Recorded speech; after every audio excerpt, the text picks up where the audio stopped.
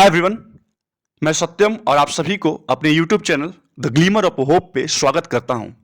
आज फिर मैं आपके सामने हाजिर हूं द हिंदू का एक आर्टिकल लेकर, एक एडिटोरियल लेकर, जिसपे हम लोग कुछ डिस्कशन करेंगे और वो डिस्कशन से जो कुछ भी इंपॉर्टेंट फैक्ट्स होगा, जो कुछ भी इंपॉर्टेंट वर्ड्स होंगे, we will try our best to internalise all those words and facts.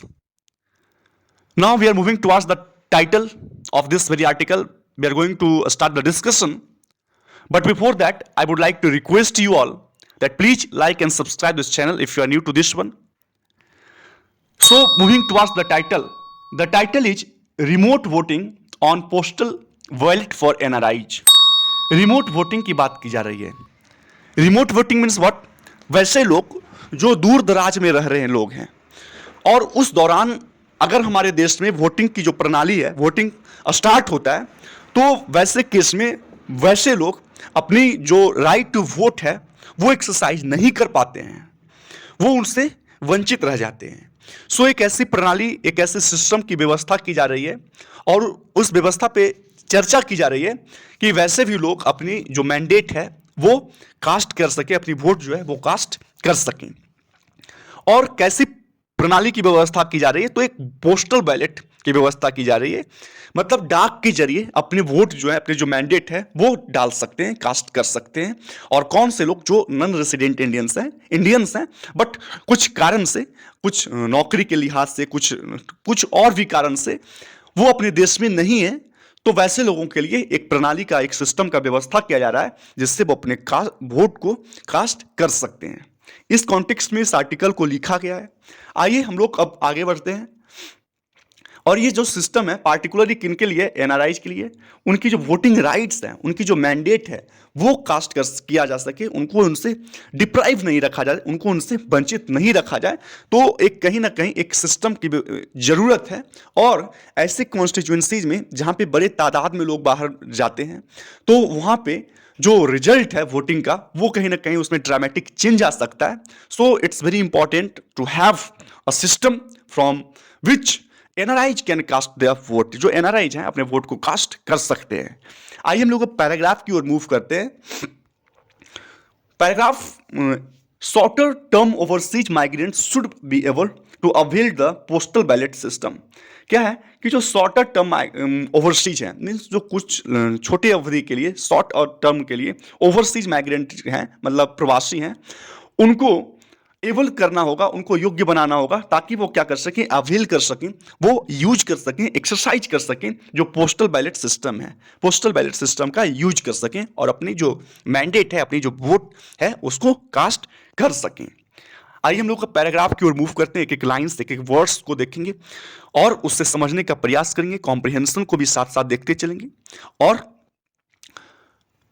India has the largest diaspora population with nearly 1.35 crore non-resident Indians spread across the globe. India की जो population है वो सबसे बड़ी population है और nearly, लगभग बताया जा रहा है कि 1.35 करोड़ जो नॉन रेसिडेंट इंडियंस है वो स्प्रेड हैं, फैले हुए हैं अक्रॉस द ग्लोब. फिर मेनी ऑफ देम, बहुत सारे उनमें से क्या है? लीव द कंट्री, अपने देश को छोड़ते हैं. किस लिए? शॉर्ट टर्म वर्क के लिए.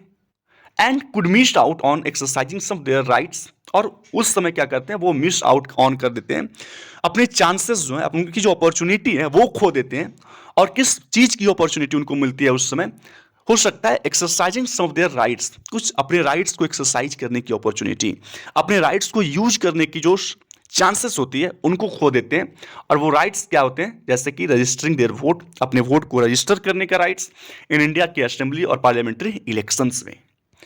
करेंटली अगर फिलहाल देखा जाए तो election commission of India allow करते हैं कि जो इनरोल्ड ओवरसीज सिटीजन्स हैं, जो इनरोल्ड हैं, ओवर पंजीकृत जो हैं, जो इनरोल्ड हैं, रजिस्टर्ड हैं इंडियन सिटीजन्स हैं, टू वोट इन, वो वोट करें इन पर्सन, मतलब क्या? फिजिकली जाकर, पर्सनली जाकर वोट करें.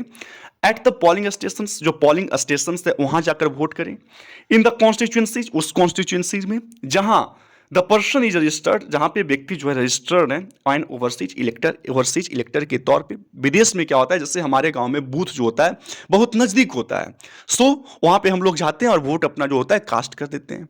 बट जो विदेश में होता है वो पोलिंग बूथ जो होता है वो काफी डिस्टेंस पे होता है, सो वैसे लोगों के लिए, एनआरआई के लिए वो काफी टफ काम हो जाता है वहां पे जाना और वहां पे वोट करना। बट करेंटली जो सिस्टम है ईसीआई ने अलाउ किया है वो यही है कि जो ओवरसीज इंडियंस हैं और ओवरसीज सिटीजन्स हैं वो जाकर फिजिकली वोट करें वो कंस्टिट्यूंसीज में जहां पे ओवरसीज इलेक्टर के तौर पे रजिस्टर्ड हैं। आगे बताया जा रहा है कि ये जो प्रणाली है ना, ये जो नेसेसिटी है कि वोट करें इन पर्सन जाकर, ये जो जरूरत है कि नहीं फिजिकली जाकर आपको वोट करना होगा, तो ये जो जरूरत है और जो कॉस्ट इसमें लगता है कि पोलिंग बूथ पे जाना आना बहुत सारे खर्चे होते हैं, तो ये कहीं ना कहीं ओवरसीज सिटीजन को एक एक्ट किया है, एक ऐसे तरह से काम किया, एक डिसइंसेंटिव की तरह काम किया, एक डिस्करेजमेंट की तरह काम किया है फॉर देयर वांटिंग, जो उनकी चाहत होती है कि वो एक्सरसाइज करें अपने मैंडेट को। बट इसके लिए क्या है ना, उनको बहुत सारे पैसे खर्च करने पड़ते हैं, बहुत टाइम लगते हैं उनको, तो कहीं ना कहीं ओवरऑल कहा जा सकता है कि एक डिस्करेजमेंट की तरह काम किया है।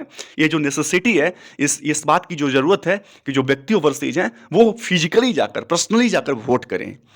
सो दिस वाज एविडेंट, और ये इसका कहीं ना कहीं साक्ष्य भी है कि number of voters in 2019 Lok Sabha election, अगर 2019 की लोकसभा इलेक्शन में देखा जाए तो 25,606 among the minuscule 99,844 registered electors who voted, means 99,844 voters ने सिर्फ 25,606 वोटर्स से वोट किए थे।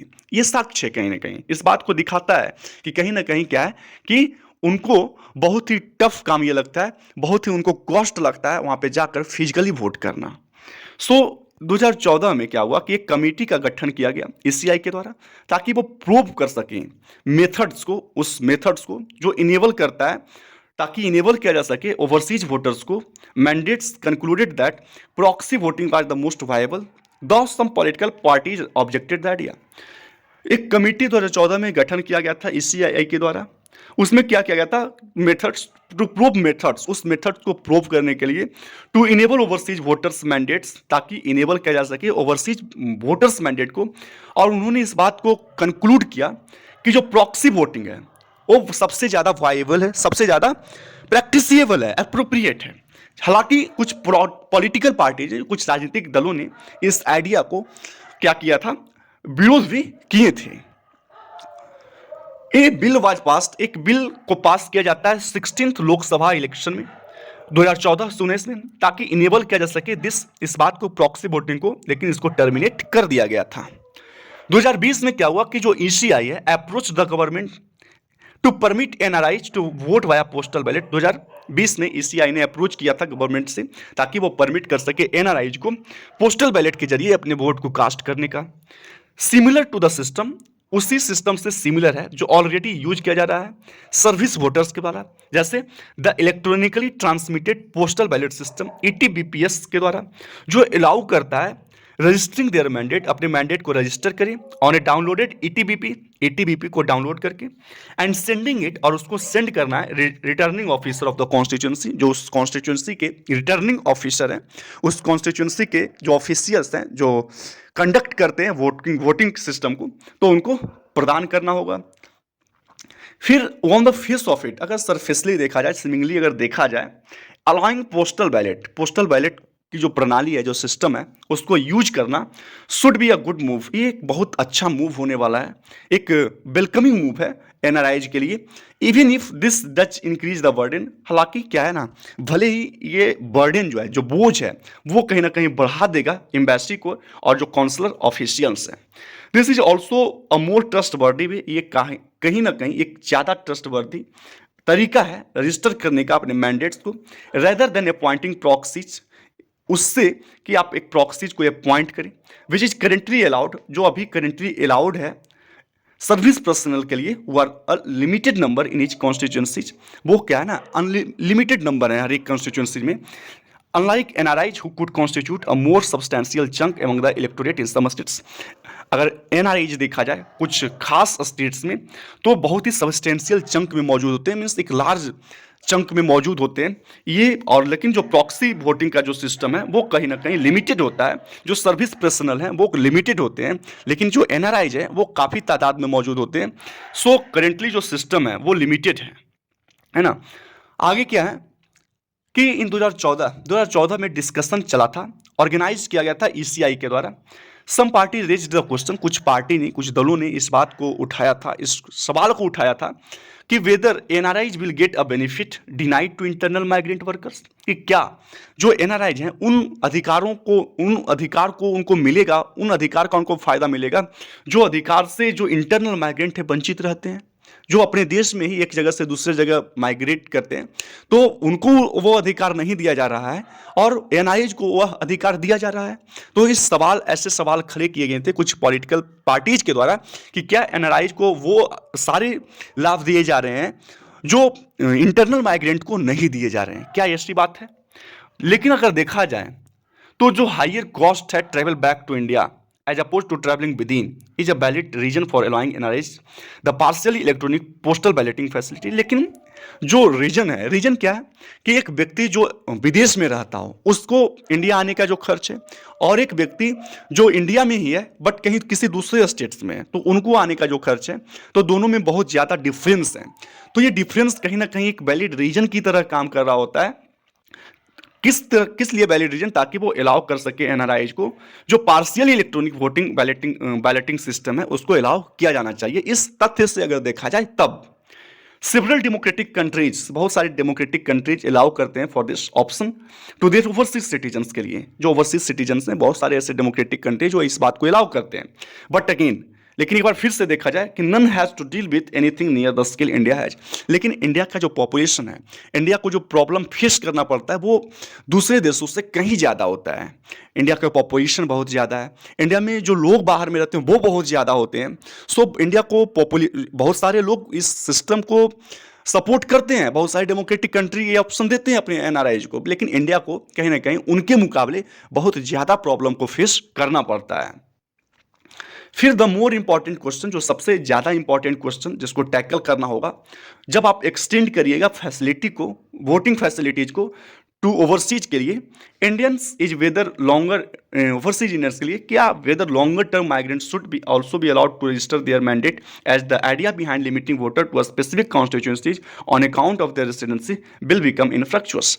बोला जा रहा है कि जो क्या क्वेश्चन उठाया जा रहा है कि इंडिया जो ओवरसीज इंडियंस हैं तो उनको जो आप वोटिंग फैसिलिटी दीजिएगा तो whether longer term migrant should also be allowed, कि क्या जो लॉन्गर टर्म माइग्रेंट है उनको भी वोटिंग का जो फैसिलिटी है उसको दिया जाएगा, कि whether longer term migrant should also be allowed, उनको भी अलाउ किया जाएगा।